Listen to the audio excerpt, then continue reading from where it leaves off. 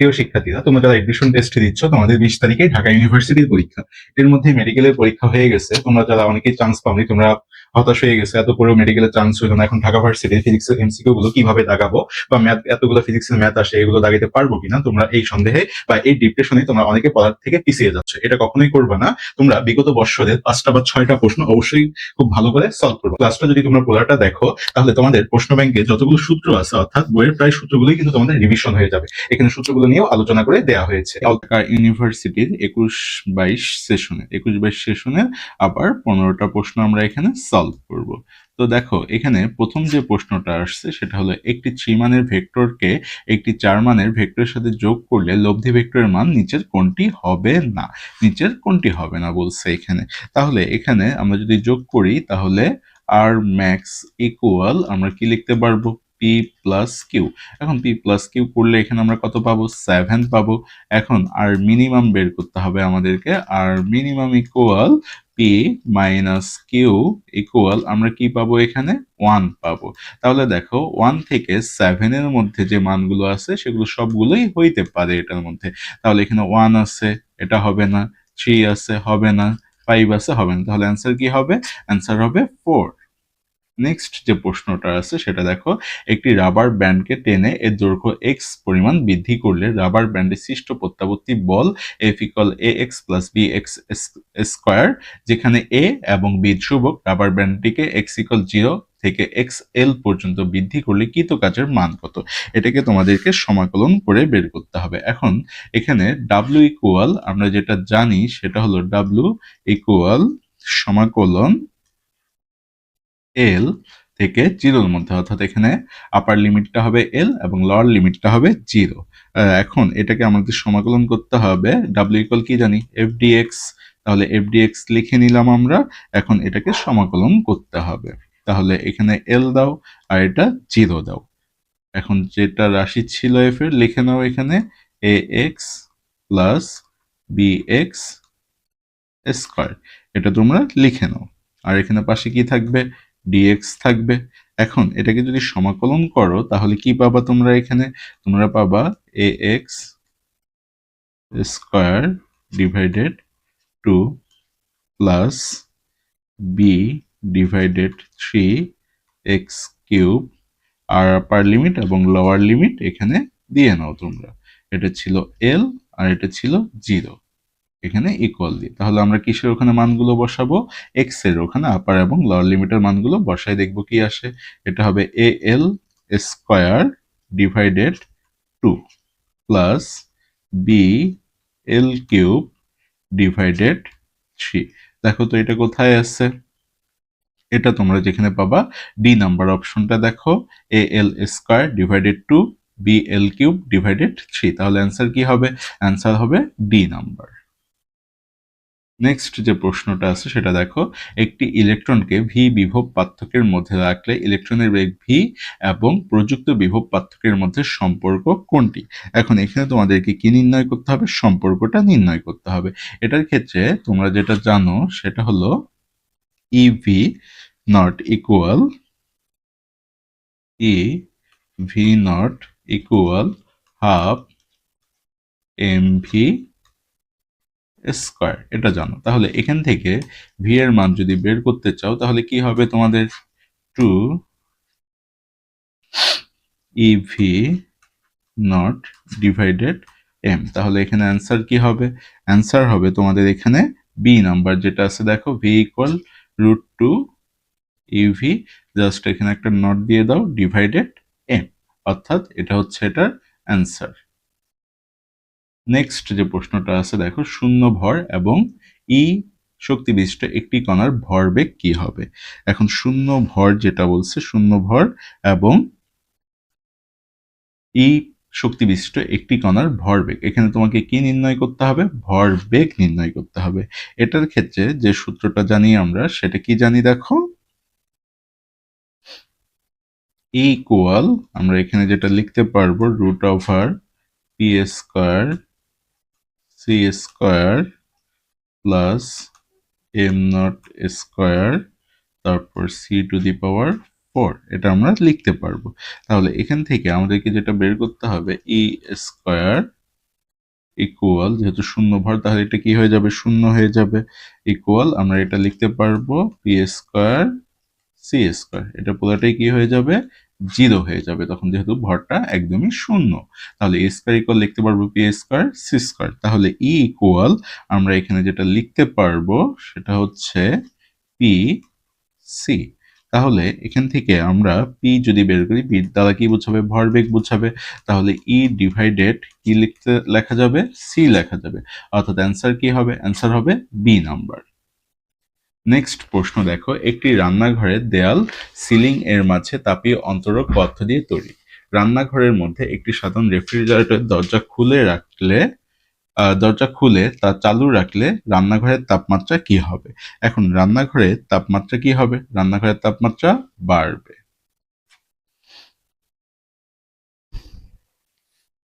Next যে প্রশ্ন সেটা দেখো, একটি প্রত্যাবর্তী চক্রাকার প্রক্রিয়া এক চক্রের পর নিচের কোনটি শূন্য নাও হতে পারে, যেখানে ইউ হলো অন্তঃস্থ শক্তি, পি চাপ, ডাব্লিউ সিস্টেম দ্বারা কৃত কাজ, এস হলো এখানে এন্ট্রপি। তাহলে এখানে কোনটা শূন্য হবে না, দেখো এখানে যেটা দেয়া আছে কৃত কাজ শূন্য হবে না, কি শূন্য হবে না, কৃত কাজ। তাহলে এটার অ্যান্সারটা কি হবে, অ্যান্সার হবে বি নাম্বার, অর্থাৎ কৃত কাজ শূন্য হবে না। একটি ব্যাটারির মধ্যে তড়িৎ প্রবাহ I দ্বারা প্রকাশ করা হয়। ওই ব্যাটারি তড়িৎচালক বল এবং এর দুই প্রান্তের বিভব পার্থক্যের সমান কখন হবে, বিভব পার্থক্যের সমান কখন হবে। এখন এখানে I দ্বারা প্রকাশ করা ওই ব্যাটারি তড়িৎচালক বল এবং দুই প্রান্তের বিভব পার্থক্যের সমান কখন হবে, এটা তোমাকে বের করতে হবে। তাহলে এখানে আমরা যে সূত্রটা জানি সেটা কি জানি, V equal E minus I আর, এটা জানি আমরা। তাহলে এখানে I ইকুয়াল যদি 0 হয় তাহলে V ইকুয়াল কি হবে, E হবে, V ইকুয়াল E হবে। যখন বিভব এবং তড়িৎচালক বল সমান হইতে হবে তখন I ইকুয়াল কি হইতে হবে, 0 হইতে হবে। তাহলে অ্যান্সার কি হবে, অ্যান্সার হবে সি নাম্বার। নেক্সট যেটা প্রশ্ন সেটা দেখো, এখানে ইয়ং এর দ্বিচি পরীক্ষায় চি দ্বয়ের মধ্যবর্তী দূরত্ব দ্বিগুণ, পর্দার প্রতি একক দৈর্ঘ্যে উজ্জ্বল ডলার সংখ্যা স্থির রাখতে চি থেকে পর্দা দূরত্ব ডি কে কিভাবে পরিবর্তন করতে হবে। তাহলে এটা তোমরা কিভাবে করবা সেটা দেখো। এখানে তোমরা যেভাবে করতে পারবা, স্থির রাখতে হলে ডোরার প্রস্থ কি রাখতে হবে, সমান রাখতে হবে। স্থির করতে গেলে ডোরার প্রস্থটা সমান রাখতে হবে সবসময়, এটা মনে রাখবা তোমরা। যদি স্থির রাখতে হয়, স্থির রাখতে হয়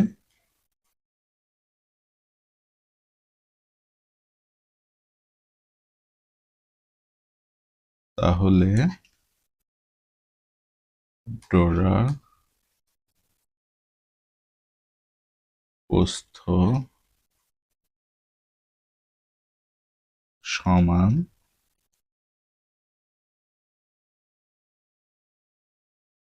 রাখতে হবে। স্থির রাখতে হলে ডোরার প্রস্থ কি করতে হবে, সমান রাখতে হবে। এখন সমান রাখতে হবে, তাহলে এখানে দেখো দূরত্ব কি করছে, একটা দ্বিগুণ করছে, যেহেতু দ্বিগুণ করছে তাহলে কি হবে, 2d হবে। এটা অ্যান্সার কি হবে, 2d। তাহলে এখানে অ্যান্সারটা কি হবে, সি নাম্বার, 2d।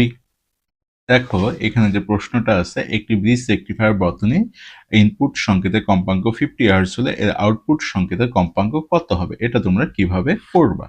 দেখো এখানে এটা করতে গেলে তোমাদেরকে এই চিত্রটা বুঝতে হবে আগে।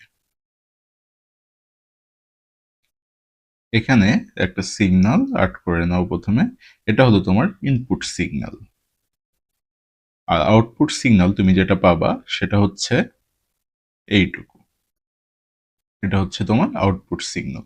তাহলে এটাকে টি প্রাইম দাও আর এটাকে টি দাও।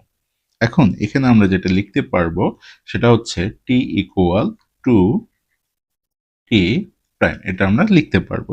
তাহলে টি যেটা, এটাকে আমরা কি লিখতে পারবো, 1/f ইকুয়াল, এখানে আমরা লিখতে পারবো 2 ডিভাইডেড f প্রাইম লিখতে পারবো। তাহলে এখান থেকে তোমাকে যেটা মান বের করতে হবে, কিসের মান বের করতে হবে, এখানে দেখো। এখন এটা আমরা লিখতে পারবো 2f ইকুয়াল f প্রাইম, এটা আমরা লিখতে পারবো। তাহলে এখানে f এর মান কত দেয়া আছে, 50 দেয়া আছে। তাহলে 2 ইন্টু 50 ইকুয়াল f প্রাইম। তাহলে কি হচ্ছে এটা অ্যান্সার? এটা হচ্ছে 100। এটা কত হচ্ছে? 100, অর্থাৎ এফ প্রাইম ইকুয়াল আমরা কত পাবো? 100 পাবো। তাহলে অ্যান্সার কি হচ্ছে? 100। নেক্সট যে প্রশ্নটা দেখো, বৃষ্টির একটি বড় ফোঁটা ভেঙে অনেকগুলো ছোট ফোঁটায় পরিণত হলো। বড় ফোঁটাটির তুলনায় ছোট ফোঁটাগুলোর সমষ্টিগত ক্ষেত্রফল কি হবে? এখানে সমষ্টিগত যে ক্ষেত্রফল সেটা কি হবে এখানে সেটা দেখো, এটা হলো বৃদ্ধি পাবে। সমষ্টিগত ক্ষেত্রফলটা কি পাবে? বৃদ্ধি পাবে। কারণ এখানে বৃষ্টির ফোঁটা অনেকগুলো যদি ছোট ফোঁটায় পরিণত হয়, মনে করো এটা হলো একটা বৃষ্টির ফোঁটা, এখন এটা যদি অনেকগুলো ছোট ছোট আর ফোঁটায় রূপান্তরিত হয়, তাহলে মনে করো এখানে, তারপর এখানে, এখানে এইরকম করে থাকবে। এটা ছোট ছোট ফোঁটায় পরিণত হলে জায়গাটা কি করবে? বেশি দখল করবে, তাই এটা ক্ষেত্রফলটা কি হবে? বৃদ্ধি পাবে, ক্ষেত্রফলটা বৃদ্ধি পাবে। নেক্সট যে প্রশ্নটা আছে সেটা দেখো, একটি বস্তু কণার মোট শক্তি স্থির ভর শক্তির দ্বিগুণ।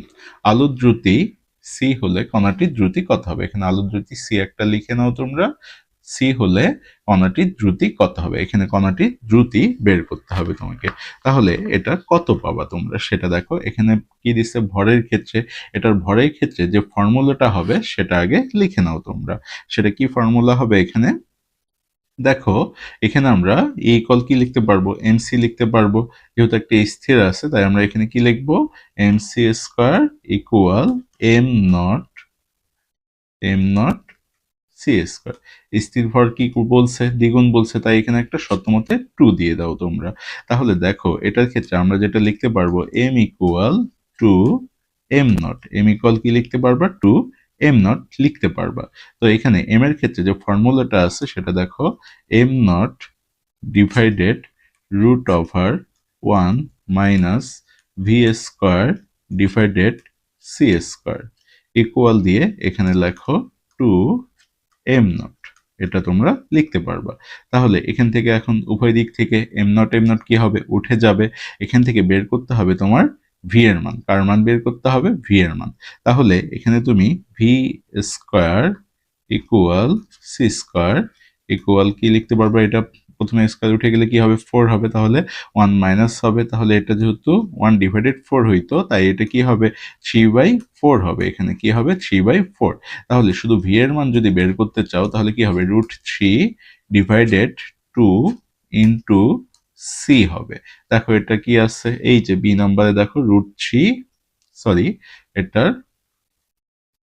অপশন যেটা হবে সেটা দেখো √3/2 ইন্টু সি। তাহলে এই অপশনটা একটু ঠিক করে নাও তোমরা। এই অপশনটা হবে √3 ডিভাইডেড 2 ইন্টু সি, অর্থাৎ অ্যান্সার কি হবে? বি নাম্বার এখানে। তারপর দেখো নেক্সট যে প্রশ্নটা আছে, এম ভরে একটি বস্তু একটি আনুভূমিক স্প্রিং এর সাথে সংযুক্ত আছে। স্প্রিংটি এ পরিমাণ প্রসারিত করে ছেড়ে দেওয়া হলে এটি টি পর্যায়কাল নিয়ে ঘর্ষণহীন তলে স্পন্দিত হতে থাকলো। যদি বস্তুর ভর 4 মিটার করা হয় তবে নতুন পর্যায়কাল কত হবে? এখানে বস্তুর ভরটা কত করছে? 4 মিটার করছে। এটার ক্ষেত্রে সবসময় যে ফর্মুলাটা মনে রাখবা তোমরা, এই পর্যায়কালের ক্ষেত্রে অর্থাৎ টি ইকুয়াল তোমরা যেটা জানো 2π√m/k, এটা জানো তোমরা। তাহলে এখান থেকে তোমরা কি লিখতে পারবা? দেখো টি সমানুপাতিক √m তোমরা লিখতে পারবা। যদি এটা লিখতে পারো তাহলে এখানে কি বলছে দেখো, এই স্প্রিংকে টেনে তাহলে এটার ভর কত হবে? 4 হবে। যদি ভর কত হয়? 4 হয়। তাহলে এটা টি এর সাথে এম এর সম্পর্ক কি? সমানুপাতিক। তাহলে তোমরা যদি এখানে লেখো T1 ইকুয়াল √m, সমস্যা আছে? M1, আরেকটা তোমরা দিলা T2 ইকুয়াল √m2। তাহলে উপরেরটাকে দিলা তোমরা 1 নাম্বার ইকুয়েশন এবং নিচেরটাকে দিলা তোমরা 2 নাম্বার ইকুয়েশন। এখন তোমরা যেটা করবা, এখানে 2 ডিভাইডেড 1, এটাকে কিভাবে লিখতে পারবা তোমরা? T2 ডিভাইডেড T1 ইকুয়াল তোমরা এখানে লিখতে পারবা, মান বসায় দিতে হবে এখন, M2 ডিভাইডেড M1। এখন দেখো এখানে T2 ডিভাইডেড T1 ইকুয়াল তোমরা এখানে কি লিখতে পারবা? M2 এর মান কত? 4, আর নিচে কি হবে? এখানে 4m, আর নিচে কি হবে? m হবে। তাহলে m কেটে দাও এখানে। তাহলে T2 ইকুয়াল কি পাবা তোমরা? T2 ইকুয়াল পাবা 2T1 1 পাবা। তাহলে অ্যান্সার কি হবে? অ্যান্সার হবে এখানে এ নাম্বার। অ্যান্সার কি হবে? এ নাম্বার 2D।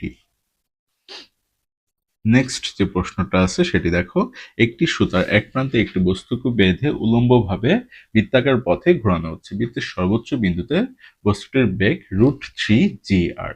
আর এখানে বৃত্তের ব্যাসার্ধ দেওয়া আছে, জি হলো অভিকর্ষ স্তম্ভ। বৃত্তের সর্বোচ্চ এবং সর্বনিম্ন বিন্দুতে সুতার টানের অনুপাত কত হবে? সর্বোচ্চ এবং সর্বনিম্ন স্থানে সুতার টানের অনুপাতটা বের করতে হবে তোমাকে এখানে। এখন এটা কত হবে সেটা তোমাকে বের করতে হবে। এটার ক্ষেত্রে সর্বোচ্চ বিন্দুর ক্ষেত্রে তোমরা যেটা লিখতে পারবা সেটা দেখো, এটা সূত্রটা, এটা হলো সর্বোচ্চ বিন্দুর ক্ষেত্রে। সর্বোচ্চ বিন্দুর ক্ষেত্রে তোমরা এখানে যেটা লিখতে পারবা সেটা হচ্ছে P1 প্লাস mg ইকুয়াল, তোমরা এখানে লিখতে পারবা mv স্কয়ার ডিভাইডেড, আর এটা হলো সর্বোচ্চ বিন্দুর ক্ষেত্রে। এখন এখানে তোমাদেরকে কি করতে হবে? মানগুলো বসাই দিতে হবে, যেহেতু বস্তুটির বেগ দেয়া আছে।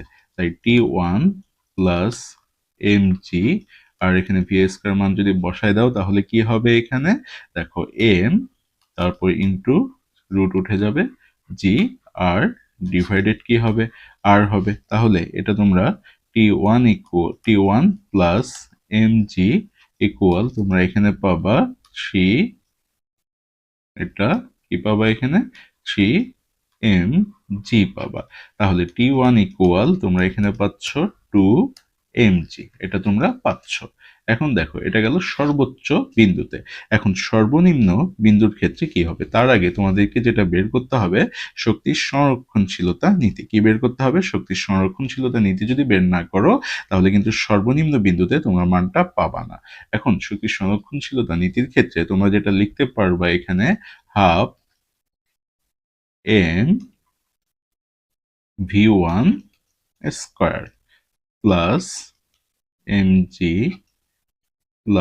ইন্টু দিয়ে এখানে ইন্টু 2r ইকুয়াল, তোমরা এখানে লিখতে পারবা হাফ m v2 স্কয়ার। এটা আমরা লিখতে পারবো। এখন এখানে দেখো হাফ mv স্কয়ার যেটা আছে এটা ইকুয়াল, আমরা আবার কি এখানে কি দেয়া আছে? এখানে এখানে তোমরা লিখতে পারবা 3gr ডিভাইডেড 2। 3gr ডিভাইডেড কি লিখতে পারবা? 2 লিখতে পারবা, প্লাস এটা হবে 2g আর ইকুয়াল, এখানে তুমি লিখতে পারবা v2 স্কয়ার ডিভাইডেড 2। তাহলে এখান থেকে তোমাদের যে মানটা বের করতে হবে সেটা কার মান বের করতে হবে? সেটা হলো v2 এর মানটা বের করতে হবে আগে। তাহলে v2 স্কয়ার ইকুয়াল, তুমি এখান থেকে যে মানটা পাবা সেটা হচ্ছে 7gr। কি পাবা? 7gr। এটা যদি লসাগু করো তাহলে এটা মান পাবা 7gr। এখন দেখো এখানে সর্বনিম্ন বিন্দুতে তুমি যেভাবে বের করবা, এটা ভি স্কয়ারের মানটা তোমরা পেয়ে গেলা। এখন সর্বনিম্ন বিন্দুর ক্ষেত্রে, সর্বনিম্ন বিন্দুর ক্ষেত্রে, তাহলে সর্বনিম্ন বিন্দুর ক্ষেত্রে কি হবে সেটা দেখো। এখানে T2, সর্বনিম্ন বিন্দুর ক্ষেত্রে T2 মাইনাস mg ইকুয়াল, এখানে সর্বনিম্ন বিন্দুর ক্ষেত্রে T2 মাইনাস mg ইকুয়াল, তুমি এখানে লিখতে পারবা m v2 square divided r। তুমি এটা লিখতে পারবা। তাহলে এখানে T2 ইকুয়াল যদি বের করতে চাও তাহলে কি? T2 ইকুয়াল তুমি এখানে লিখতে পারবা mg, তারপর মাঝে প্লাস দিয়ে m into 7gr divided r লিখতে পারবা। এখন আর কি যাবে? কাটা যাবে। তাহলে T2 ইকুয়াল তুমি এখানে কত পাবা? T2 ইকুয়াল পাবা তুমি 8mg পাবা। এই আর কেটে দিলে কি পাবা? 8mg। তাহলে দেখো T1 কত বের হইছে, 2 বের হইছে, এবং T2 কত বের হইছে, 8 mg বের হইছে। এখন এই দুইটার যদি অনুপাত করো তুমি এখানে T1 অনুপাত T2, তাহলে তুমি কত পাবা এখানে 1:4 পাবা, 1 অনুপাত 4 এটা তুমি পাবা এখান থেকে। অর্থাৎ এটা অ্যান্সার কি হবে, সি নাম্বার হবে। তারপর নেক্সট যে প্রশ্নটা সেটা দেখা যাক কি বলছে এখানে। দেখো 6 ওহম এবং 12 ওহম মানে দুটি রোধ সমান্তরালে যুক্ত আছে। এই সমান্তরাল সংযোগে একটি 4 ওহম মানের রোধ এবং 24 বিভব ব্যাটারির সাথে সিরিজে যুক্ত করা হলো। উক্ত সংযোগে 6 ওহম রোধের ভিতরে প্রবাহিত তড়িতের পরিমাণ কত হবে। এখন তড়িতের পরিমাণটা তোমাকে এখানে বের করতে হবে। তাহলে এটার ক্ষেত্রে যে সূত্রটা তোমরা লিখতে পারবা সেটা হচ্ছে, এটা যদি চিত্রটা আঁকায় নাও তোমাদের ক্ষেত্রে আরো সুবিধা হবে। এটা দেখো চিত্রটা যদি আর্ট করো তাহলে কি রকম পাবা এটা।